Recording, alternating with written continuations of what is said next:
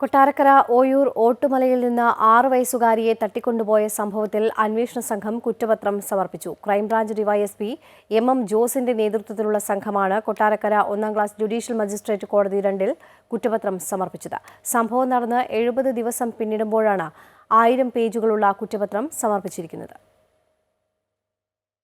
160 സാക്ഷിമൊഴികൾ, 150-ൽ പരം തൊണ്ടി മുതലുകൾ, കാറിൽ കുട്ടിയുമായി യാത്ര ചെയ്യുന്ന ഡിജിറ്റൽ തെളിവുകൾ, പത്മകുമാറിന്റെ വീട്ടിൽ കുട്ടിയെ പാർപ്പിച്ചിരുന്നതിന്റെ ശാസ്ത്രീയ തെളിവുകളുമൊക്കെയായി 1000 പേജുകളുള്ള കുറ്റപത്രമാണ് അന്വേഷണ ഉദ്യോഗസ്ഥൻ crime branch DYSP M Jose Kottarakkara കോടതിയിൽ സമർപ്പിച്ചത്. പ്രതികൾക്ക് ജീവപര്യന്തം ശിക്ഷ ഉറപ്പാക്കുന്ന തരത്തിലാണ് കുറ്റപത്രം തയ്യാറാക്കിയിട്ടുള്ളത്. പത്മകുമാറിന്റെ വീടും ഫാമും പണയപ്പെടുത്തി കോടികൾ വായ്പ വാങ്ങിയതും വിവിധ ലോൺ ആപ്പുകളിലൂടെ പണം വാങ്ങിയതും ഉൾപ്പെടെ പ്രതികൾ കുറ്റസമ്മതം നടത്തിയ മൊഴികളുമെല്ലാം കുറ്റപത്രത്തിലുണ്ട്. പ്രതികൾ ഒട്ടേറെ കുട്ടികളെ തട്ടിക്കൊണ്ടുപോകാൻ പദ്ധതിയിട്ടിരുന്നു. CCTV ക്യാമറകൾ അധികം സ്ഥാപിച്ചിട്ടില്ലാത്ത വഴികൾ കൃത്യത്തിനായി തെരഞ്ഞെടുത്തതിനാൽ പിടിക്കപ്പെടില്ലെന്ന അമിത വിശ്വാസവും പ്രതികൾക്കുണ്ടായിരുന്നു.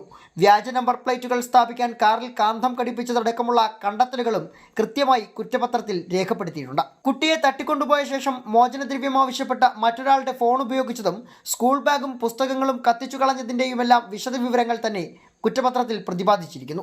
2023 നവംബർ 27-നായിരുന്നു പ്രമാദമായ ഓയൂർ കേസിനാസ്പദമായ സംഭവം. 1-ാം പ്രതി KR പത്മകുമാർ പൂജപ്പുര സെൻട്രൽ ജയിലിലും ഭാര്യ MR അനിതാകുമാരി, മകൾ P അനുപമ എന്നിവർ അട്ടക്കുളങ്ങര വനിതാ ജയിലിലുമാണ് ഇപ്പോൾ. അമൃത ന്യൂസ്, കൊല്ലം.